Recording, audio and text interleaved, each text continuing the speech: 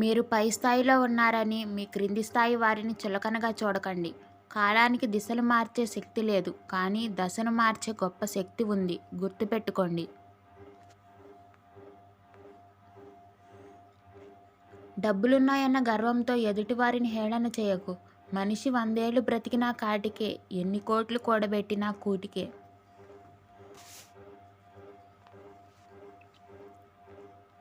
డబ్బును సంపాదించవచ్చు, కానీ నిద్రను సంపాదించలేము. పుస్తకాన్ని కొనవచ్చు, కానీ జ్ఞానాన్ని కొనలేము. మందులను కొనవచ్చు, కానీ ఆరోగ్యాన్ని కొనలేము. పగను సంపాదించవచ్చు, కానీ స్నేహాన్ని కొనలేము. ఆయుధాన్ని కొనవచ్చు, కానీ ధైర్యాన్ని కొనలేము. నీ జీవితం ఒకరి చేతిలో ఆటబొమ్మ కాకూడదు. ఓటమైనా గెలుపైనా, బాధైనా బరువైనా, ఎంత కష్టమైనా నష్టమైనా నీ జీవితం నీ చేతుల్లోనే ఉండాలి. ప్రాణం పోతున్న బానిస బ్రతుకు మాత్రం బ్రతకద్దు. బయటవారిని మెప్పించడం కోసం సొంతవారిని నొప్పించకండి. బయటవారు మీ ఆనందంలో మాత్రమే జతగా నిలుస్తారు, కానీ సొంతవారు మీ ఆనందాన్ని రెట్టింపు చేస్తారు. కష్ట సుఖాలలో మీకు అండగా నిలుస్తారు. నీ జీవితంలో నిన్ను కలిసే ప్రతి ఒక్కరిది ఒక్కొక్క పాత్ర. కొందరు నిన్ను పరీక్ష చేస్తారు, కొందరు నిన్ను వాడుకుంటారు, కొందరు నీకు నేర్పిస్తారు, నిన్ను ప్రేమిస్తారు. కానీ ఎవరైతే నీలోని శక్తిని గుర్తించి వెలుగు తీస్తారో వారే నీకు ముఖ్యులు, విలువైన వారు. మనిషికి మరణం విచిత్రమైనది. ఇంటి నిండా ఆస్తులున్న కోటీశ్వరుడు అసలు మరణం ఎందుకు వస్తుందో అని ఏడుస్తున్నాడు.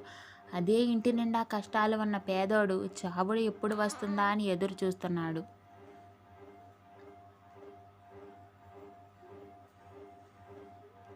అహంకారం పెరిగే కొద్దీ పతనం ప్రారంభమవుతుంది. అధికారం, హోదా చూసి వచ్చే నమస్తేలు, జిందాబాదులు, పొగడ్తలు శాశ్వతం అనుకుంటే పొరపాటే. చేతులు కాలాక ఆకులు పట్టుకున్నా ఎలాంటి ఫలితమూ ఉండదు. మంచితనమే శాశ్వతం. విషయ పరిజ్ఞానం లేకున్నా కొందరు వివేకవంతులం అన్నట్టు వాదనకు దిగుతుంటారు. అలాంటి వారితో వాదనకు దిగడం కంటే వీలైనంత దూరంగా ఉండడమే మంచిది.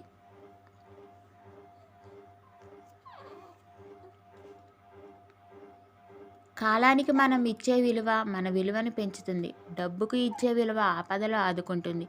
సాటి మనిషికి మనం ఇచ్చే విలువ వారి మనసులో మనకొక సుస్థిర స్థానాన్ని ఏర్పరుస్తుంది.